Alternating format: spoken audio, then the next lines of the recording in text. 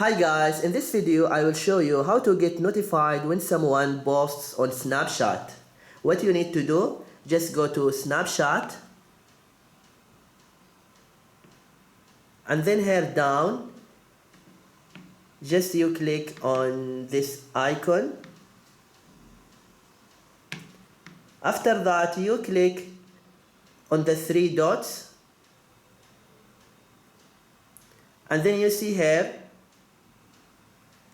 manage subscriptions and notifications. Just click here and then you see here you have a list and the person you are interested to get notified, just click on the bell icon.